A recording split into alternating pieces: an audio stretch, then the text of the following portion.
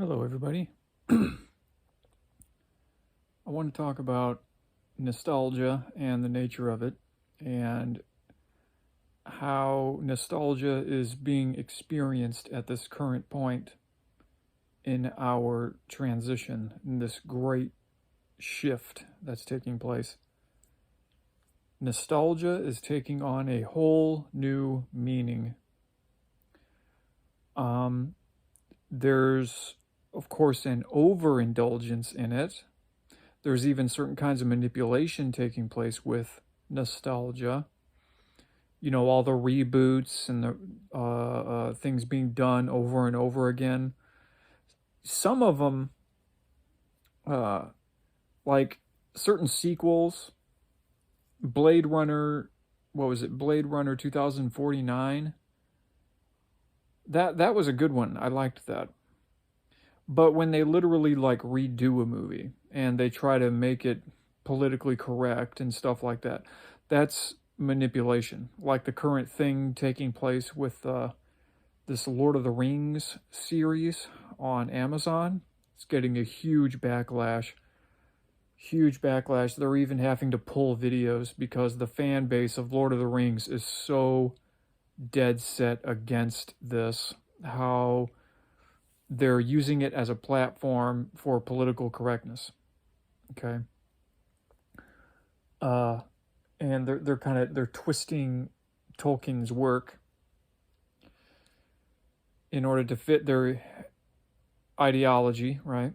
Their agenda, their big compassionate agenda, and to represent all people equally of a certain skin color. And it's funny that the whole thing is about overcoming racism, but they use racism in order to overcome it somehow, because they're absolutely obsessed with it. They have to stick it everywhere. Everything has to be perfectly evenly represented, just in terms of the color of your skin and stuff. And it's like, is that like the, you know, it's funny that they're trying to use racism to overcome racism. So it's like they're Tweedledee and Tweedledum that are always going to be fighting each other, because it's like the heads and tails of a coin. You know, you can't have one without the other, and that's kind of like how this is playing out. Like they're trying so hard to define themselves as not something, while at the same time like reinforcing that thing in strange ways. You know, it's like a critical race theory. That's a prime example.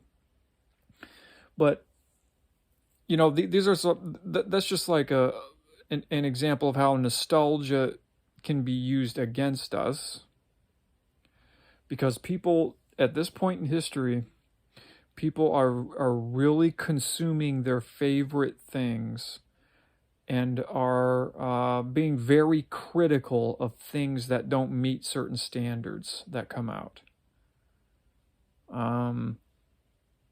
Now that's good. I like high standards with movies and all that. That's great. But there's something about this time we're in. The new message actually talks about it. There is information about this around, about what the nature of this transition. Okay. It's in Letters from 500, that trilogy of books that touches on it. It has to do with the intensity of human creativity reaching a kind of pinnacle right now. Like over the last 40 years, I'm not saying there wasn't really intensely creative things in the 70s and 60s and even before that. I'm not saying that. I'm saying you have to look at the progression of human creativity and things that are taking place. To my mind, especially getting into the 80s, certain kinds of technology, our production values, our production quality of things in movies, music, audio, all that kind of stuff is just getting higher and higher and higher. And it's because of technology, okay? And the way we're using technology, the way technology is being used in music.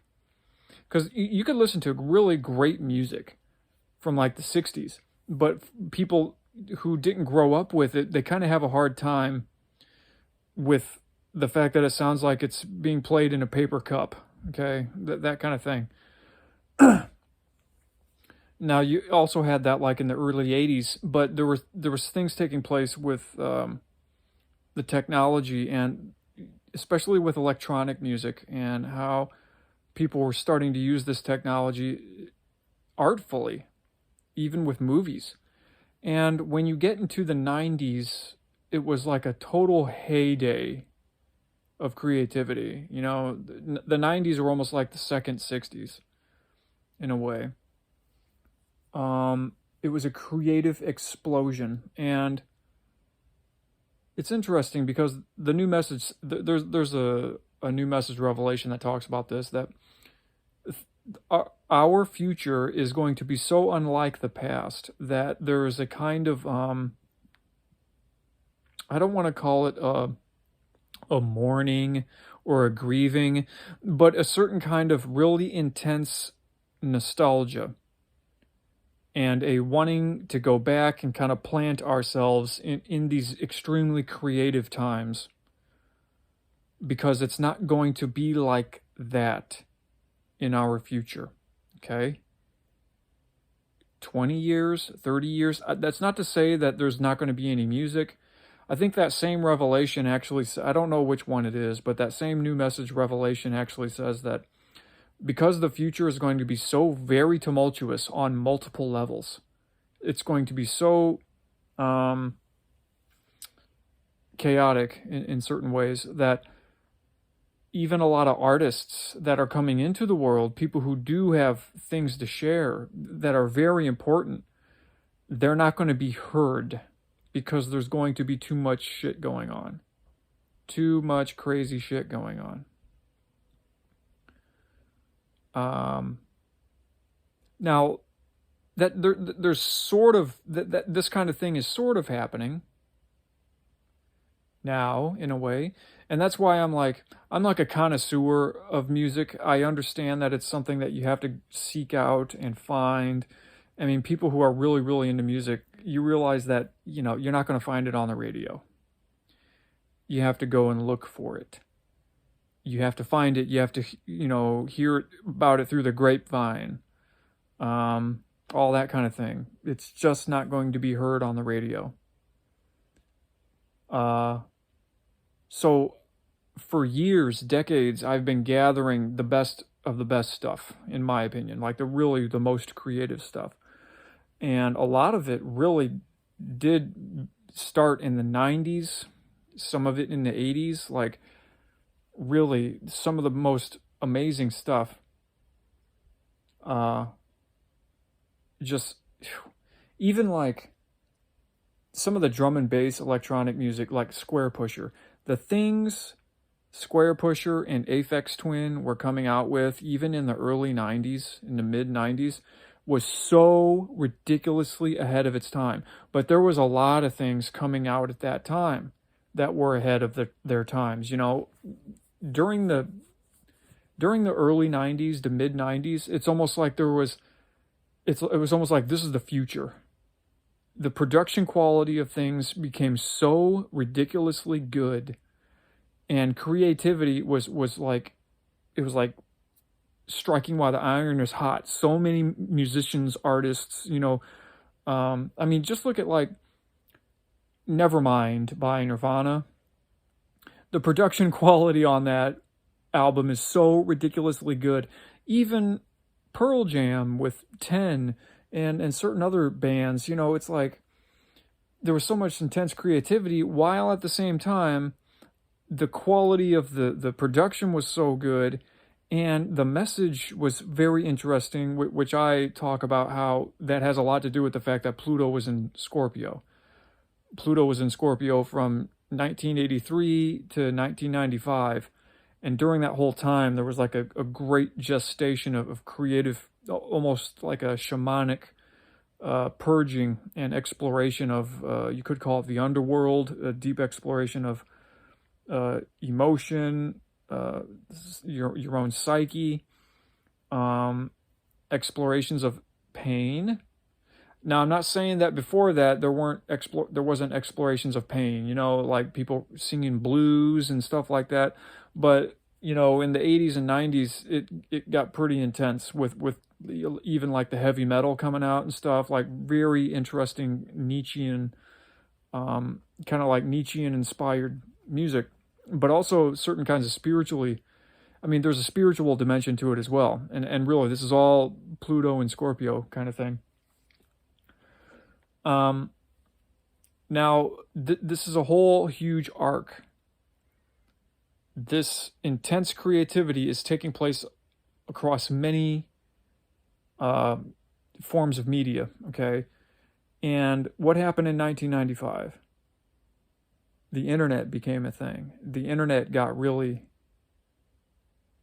popular. I mean, it just started taking off around 1995. Now, that's interesting to me because that's the year Pluto entered Sagittarius. Just as Pluto in Scorpio really had a lot of things about it that were very, very Pluto and Scorpio-esque. Darker, it's funny because we also had the satanic panic. Everybody thought there was a Satanist in their town, and the conservative religious people were terrified. I mean, that's when the West Memphis 3 thing happened. That's very much Pluto and Scorpio. A lot of people just could not handle what was taking place culturally with the music.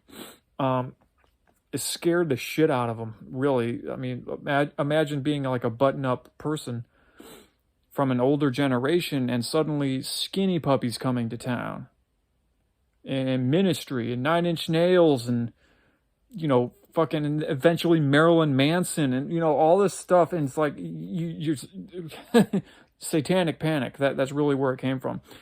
People even had really fearful reactions to things like Iron Maiden with their music and their album covers, and Metallica. It was just too much. But if that's too much, what do you think they're going to think about something like Cannibal Corpse? Like that kind of death metal that's just like off the hook, They're not going to get it. They're not going to understand the tongue-in-cheek nature of it. They don't understand the aesthetic of it. They're just going to be terrified of it.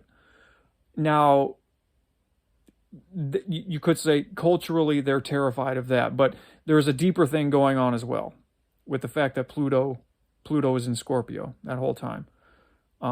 Very deep explorations, darker emotions, yeah, like heavy metal, darker electronic music, like Coil and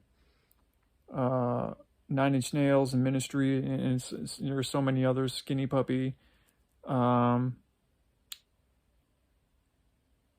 even grunge, But like I said, even though things seem darker, there was also a spiritual elevating quality to it because it's like a purging. It's a purging. You go through the underworld and come out the other side. Now that's kind of like the thing.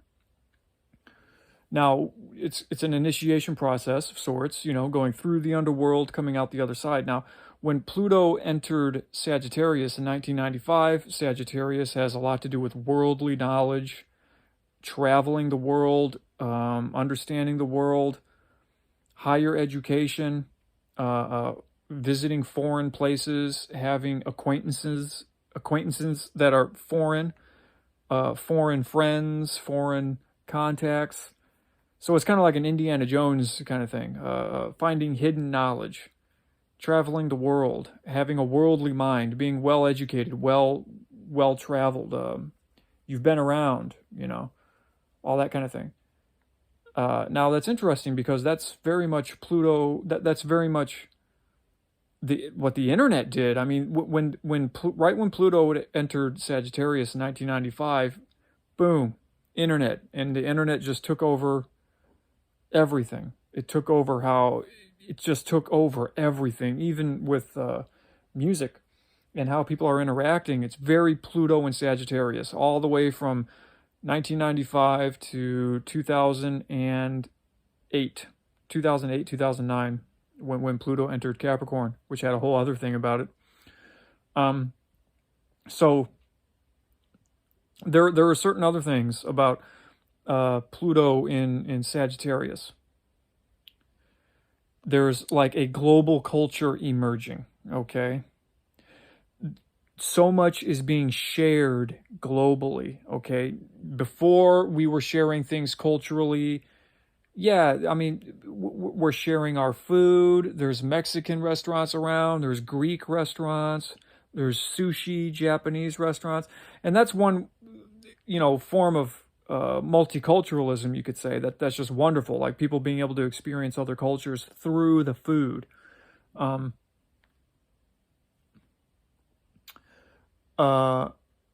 being able to travel more easily with airplanes, trains.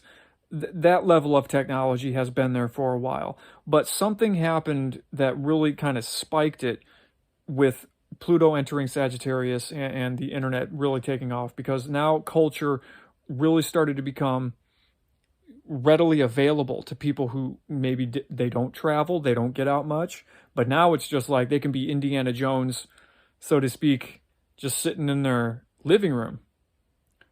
They can travel the whole world. They could experience all kinds of things, and you can see the influence of this very much. Now there's kind of like residual. There's like a residual nature of these movements. It's like an evolutionary process. It's an initiation process as well to what's coming with Pluto entering Aquarius, actually. When Pluto enters Aquarius in 2023, 2024, that's going to have a huge, huge thing about it that I might talk about later in this talk.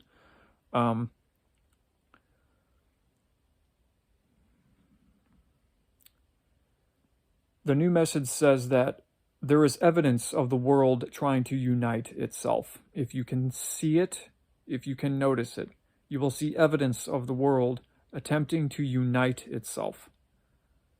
Now, if you pay attention to the mainstream media and stuff, you might think, all I see is division, all I see is discord. I don't think the world is trying to unite itself, but if you pay attention, you will see the world uniting itself.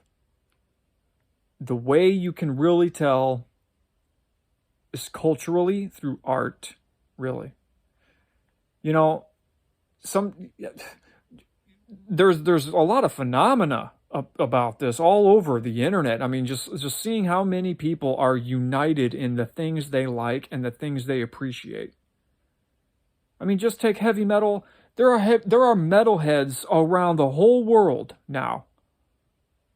When I visited Peru, I visited Peru a few times, but the first time I did, it was interesting because I saw Peruvian metalheads, dudes wearing black leather, long hair, and I looked it up online, and there actually is a heavy metal scene in like Cusco. There are heavy metal bands in Cusco, and it's fascinating seeing that. Like, wow. Now, it's not just there. You could find metal bands in Japan. You could find metal bands in New Zealand, or, in places that aren't necessarily Western, but it's culturally, there is a global culture emerging, and because we're sharing so many different elements of our cultures with each other. You can see this with reaction videos right now. People reacting to things they've never seen before. Now, this is an interesting thing about the nostalgia that's taking place.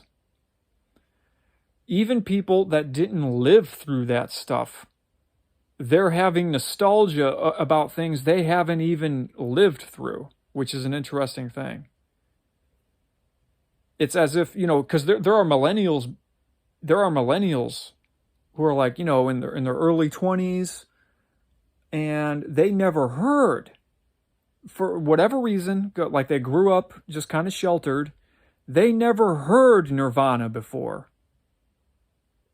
Because, or they, which is really bizarre, but sometimes it happens, if they grew up in South Central LA, or, they just grew up listening to hip hop their whole life, for example. Or there's this one girl, she has a channel called Popcorn in Bed. She's never seen certain movies.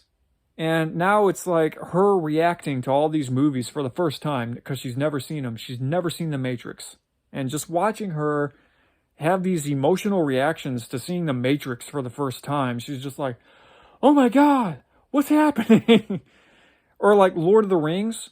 That's one of the best things to watch, is watching somebody like her react to the Lord of the Rings trilogy for the first time. They're crying, they're laughing, they're like, oh my God, like, I can't believe this was actually made. She didn't know anything about the story. She knew it existed, but she just didn't know what it was about. And it was funny when it was done, when it was over, like after the Return of the King, she's like, I didn't think it was possible to make movies like that, let alone 20 years ago. And it's like that with a lot of things. Like, people are making reaction videos to the best things that have been made in the past, in the past 40 years, mostly in the past 40 years. The best things that have been made, the most creative, the most impactful. There's got to be hundreds of thousands of reaction videos out there now of people reacting to music, movies of the past 40 years, and they are gorging on it, and there is so much lauding of this stuff. And it's a good thing. It's a good thing to celebrate human creativity. And it's crossing cultural barriers, people are appreciating different cultures, and it's just about like celebrating creativity, human achievement, the exploration of our own spirituality and emotions through art. It's a wonderful, wonderful thing with a lot of these reaction videos. Now that's a phenomenon taking place in terms of the nostalgia. It's a good thing. It's not a bad thing. I do it. Even I'm doing it, because it's as if we can sort of feel that this isn't going to happen again. That was it. It's not to say we're never going to have music again. It's not to say we're not going to have super creative people ever again. It just means that culturally, in terms of the sheer level of impact that this kind of creativity has had, it's not going to be quite like this ever again, because human priorities are going to be shifting dramatically in the next 20, 30, 40 years. It's not going to be about making, $200 million trilogy movies that are just breathtaking, in 40 years. In 40 years, that's not going to be a thing. It's not. It's just not. There's going to be things taking place. Now, there could be some outlets of creativity. I'm not going to sit here and say like that will never happen. But human priorities are going to be forced to be shifted so much because of things taking place with our environment, things taking place socially and culturally, the intervention of other races of beings into this world that are purposely trying to create conflict, intractable conflict, things that seem like they just can't be resolved, irresolvable conflicts. There are certain things taking place with that where if you pay attention, you can notice it. You can maybe notice how it's coming through with education, how it's coming through the media. This presence has ensconced itself in the world in different ways. Now, the new message talks about this quite in depth, but other people have talked about it. David Icke, you don't have to believe everything he says, but he does talk about that there's something fishy going on. Very, very fishy. There's another presence that's kind of ensconced within the power structure. Now, you don't want to go overboard and say that everybody's in on it, because I see people do that shit all the time, and I don't go down that rabbit hole. I see what happens to people when they do that. They think everybody's in on it. They just think all kinds of stuff about this negative presence, and I think they just need to lighten up, take a break from all the conspiracy theories for a couple years, focus on, fortifying yourself within. I'm not saying bad things don't happen, but you got to look at what happens to your mind when you put so much attention on it. That becomes your whole worldview, and it's just a very, very dark place. And the way the new message talks about it, a lot of that stuff is actually being seeded by the intervention and their human representatives in order to keep human thinking within that kind of tunnel vision of darkness and division and they want you to hate your own government. That's actually what they want, and it's really interesting when you think about it like that. A lot of the crazy stuff you see just might be because they want you to hate your government, like that, certain well-placed things, certain ideas that are being pushed. Now, there's a natural, with the world attempting to unite itself, old grievances are going to be brought to the surface as well, to be worked out, recognized, and there's a lot of that taking place. The new message says the intervention will play on that as well, because it says that this happens with every single world that goes through this transition into the greater community of intelligent life. There are certain thresholds that are very predictable. Old patterns of thinking, being, living, old, you could say, ego structures that are, you could say, very tribal in nature, very territorial in nature. When a world goes through this unification process, that stuff gets stirred up and it gets agitated. And what intervening races will do is that they will like throw gasoline on the fire in order that they can control how this unification is actually taking place, because they want to be the guides of it. They want to be the unifiers, so to speak. So over one hand over here, they're helping to foment human destructiveness and chaos. But then with the other hand over here, they want to eventually pretend to be the unifiers of humanity. Like, oh, we're here to help, and it looks so bad. Oh, humanity looks so helpless, don't they? Ma. But look what we have. We have advanced technology, and we got this and that. It's all just a deception to get you in alignment with their influence, to get you to trust them, to get you to want to, allow them to just do what they want within this world with total impunity. So it's very dark. It's very dark. The new message and the Allies of Humanity briefings talk about just how dark it is, really. So it's a really big transition, and we have a sense. There's kind of like a sense within us that things are going to be radically different, even within the next 10 years. I mean, within the next 10 years, things are going to be radically, radically different. And there are going to be so many different kinds of reactions to this, so many different kinds of theories about what's taking place. There are forces in the world that are going to try to capitalize on human division, all the different kinds of reactions to this. People may be overreacting to certain things. They may be underreacting to other things. I think I watched the recent Messenger's Vigil, and I forgot who it was that said it. It could have been Marshall or Reed. He said there's an issue with reaction. If there's a big thing, we have a little reaction, but if there's a little thing, we have a big reaction. I think it was Marshall that said that, and he's like, that's going to be one of the issues, is that how people are reacting to things. Little thing, big reaction. Big thing, little reaction. So it's almost like we're not sensitive enough to big things, like big, you know, tectonic shifts of change that are just moving the ground underneath our feet just very powerfully, but we don't notice it, so there's very little reaction. Very few people are sensitive enough to see just how much things are shifting.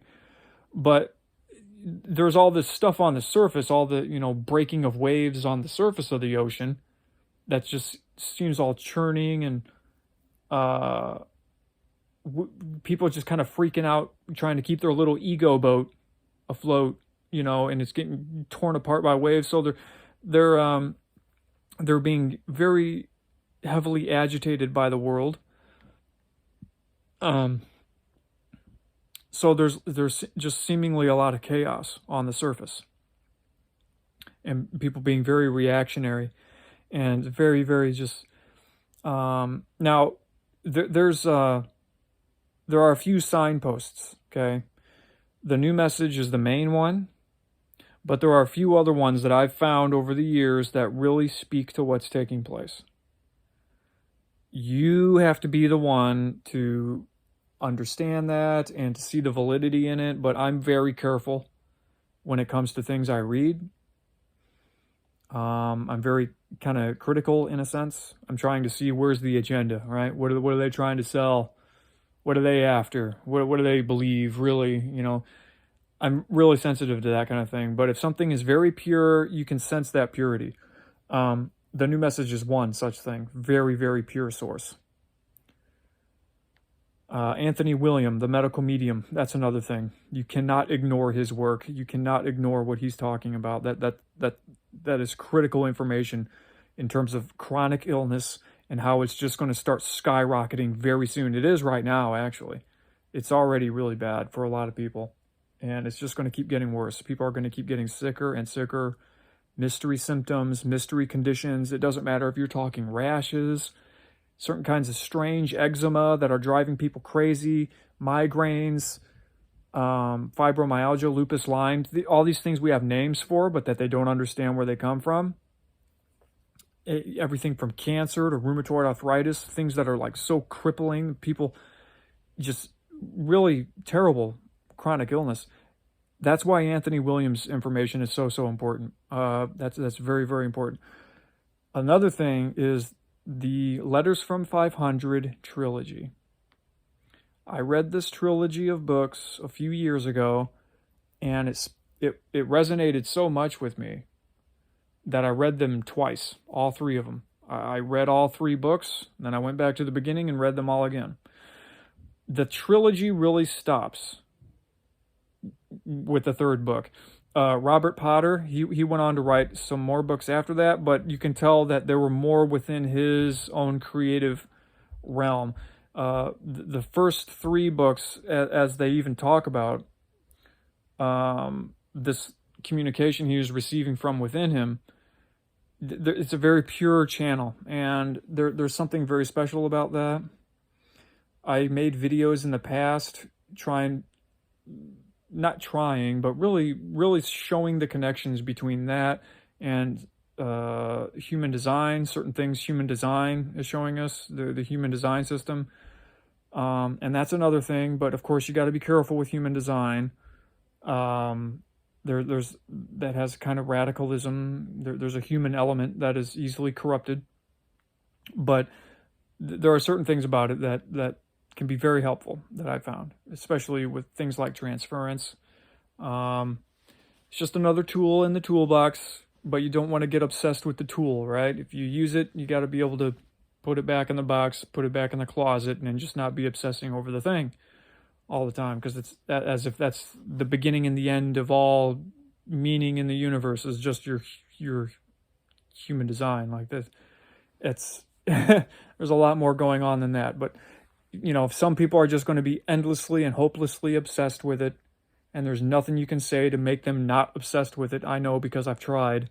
You just kind of got to be okay with that. Like, okay, but you're not going to see me talking about it, you know, or like that's all I can think about. And I'm so glad that I'm not in that space anymore, because I see some people, when they get into human design land, they just go in circles, and that's literally all that exists. That's just all that exists, and just to be in the position I'm in, where I have too many other important things going on. I mean, even like, for me, it was interesting because I was actually teaching a course in human design, a 12-month course, and I had this crazy thing happen where I had to stop the course almost halfway through it. I had to give all these people their money back, even though I already generated a whole bunch of content. And I already had issues with some things, how it was being taught, but I was focusing on what works in it, right? But when I quit teaching that course and like went deeply into myself and just like let go of everything, that's when I found the new message.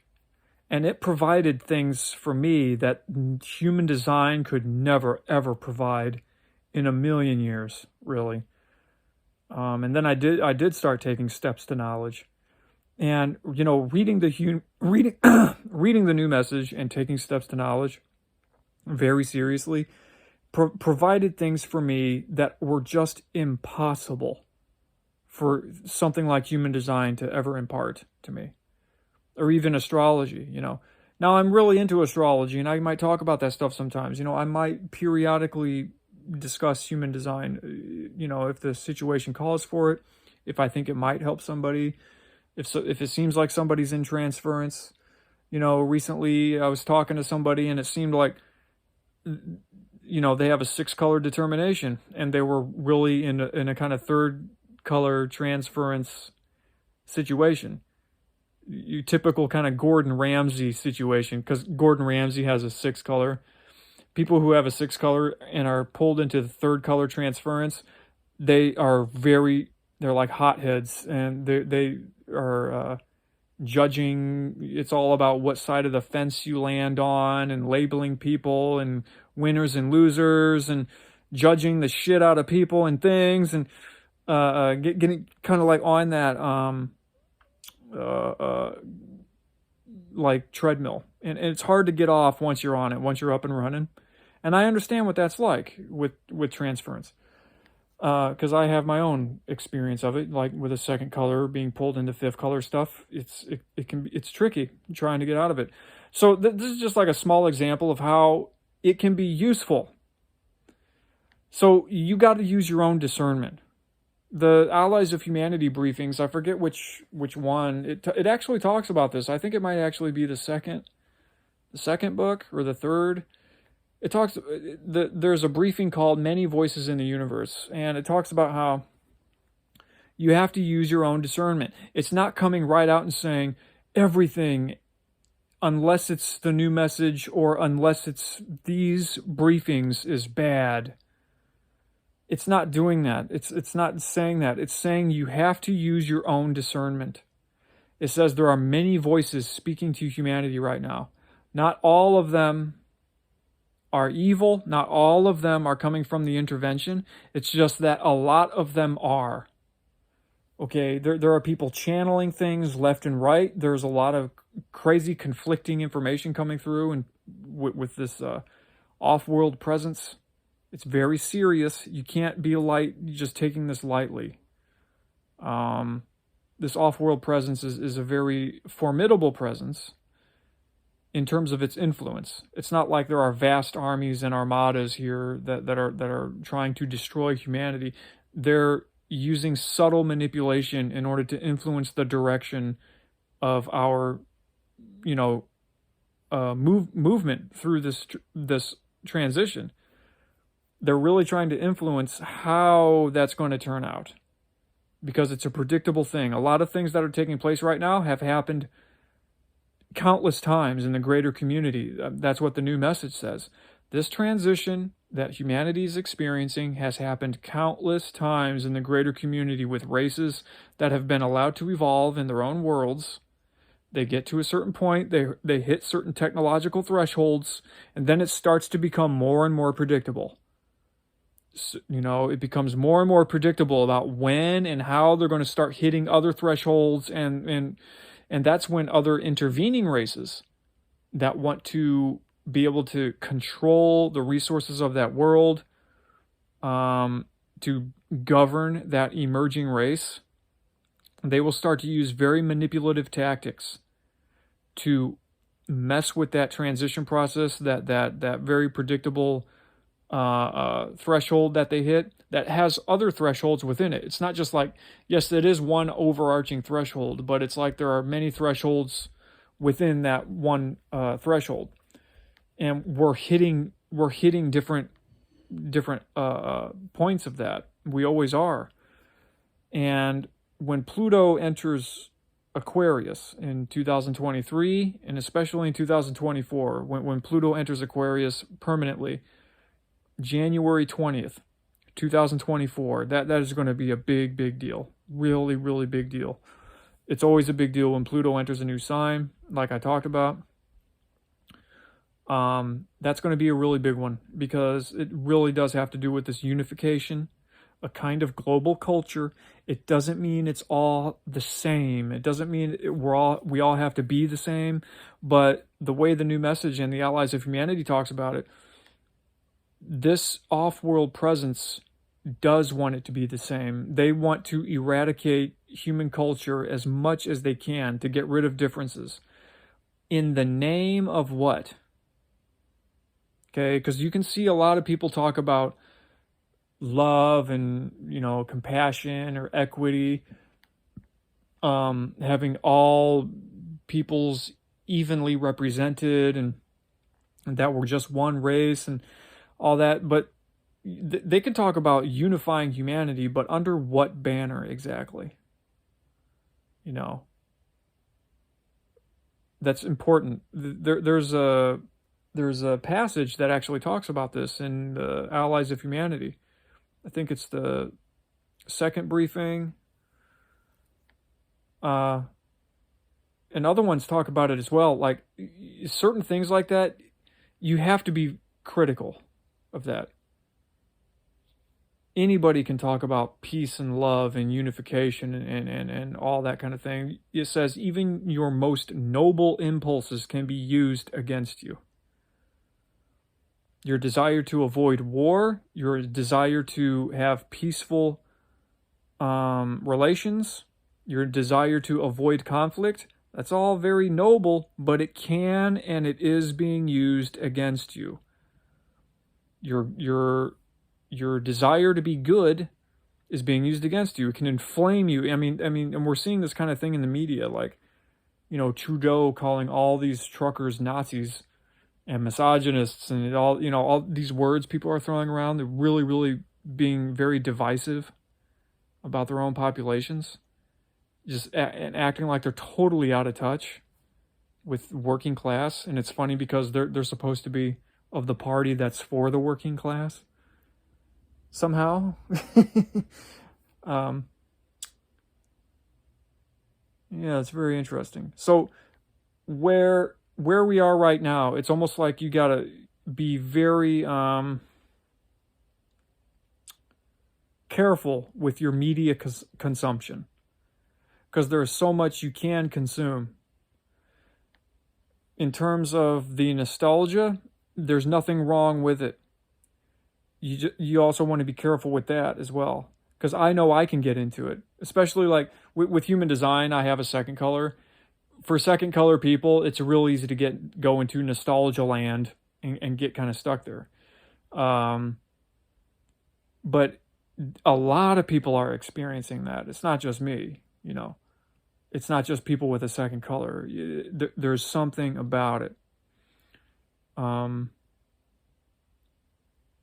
Now, there may be new movies that come out that are really good, but there's still a kind of nostalgia built within them that it's almost like they just keep trying to go backwards.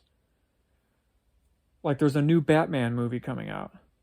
Like, we need another Batman movie. It's like, okay, if they want to reinvent the wheel, okay. But there's things like this, like the Joker that came out with Joaquin Phoenix. I thought it was decent. You know, I didn't think it was bad, but you can tell like there's all this wanting to like go back and just explore all the intense creativity and certain precedents that were set over the last 40 years. It's almost like we have an endless buffet of how we could reinvent things and revision things. And, you know, there's a new Matrix that came out. And even like in terms of video games. And man, it's almost like there's too much. Now, I'm not saying it's a bad thing in terms of creativity, like, but we can also overindulge in it and be looking towards entertainment as some kind of island away from the madness of the world. Like, just have your entertainment, you know. It's okay to have some of it. You know, I go back and listen to some music, and you know, I've been kind of like getting into that kind of thing over the past few weeks, and there's something about it. I mean, really, I mean, when you get into it, you're like, man, this stuff is just so good. And it's funny because things that are still actually really creative, it's almost like they're so creative that you can tell it's almost like an ending. Like this is the last act, right? This is the seventh inning. This is, you know, we're in overtime. Where people are playing at their hardest. They're playing their hardest. They're doing their hardest. Like they're just sweating with the intensity of the creativity coming out. And it's almost like things are at a level where you know it's not going to be quite like this in 20 years. I don't know if there's going to be any music coming out like that in 20 years. It's just too intense. It's as if it can't get any more intense than this. You know, you look at certain kinds of metal, extreme metal, like I like that stuff, some of it, man. It's really intensely creative, and you got to ask yourself, like, I don't think this is going to get any more intense. I don't think it can get quite as intense as this. And it's funny because people thought that 20 years ago. It's like, whoa, you ain't seen shit yet. Just wait. But now it really is like that. There's something about it, like it just can't go any further in a particular direction. Things are shifting because the world is literally approaching a kind of nexus where priorities, you know, our perception about what's going on in this world and even around it with other forms of intelligent life, all that stuff is shifting dramatically. And you can't just stay in your nostalgia forever. You can't just stay there forever. You know, there's a lot going on outside of the realm of just being entertained and self-indulgence. Okay, there's a much, much bigger thing taking place. And I wanted to talk about that, how important that is. I know I didn't really get into the Pluto entering Aquarius thing. I may talk about that again, but some other time, but I'm kind of running out of gas right now, so thanks for watching.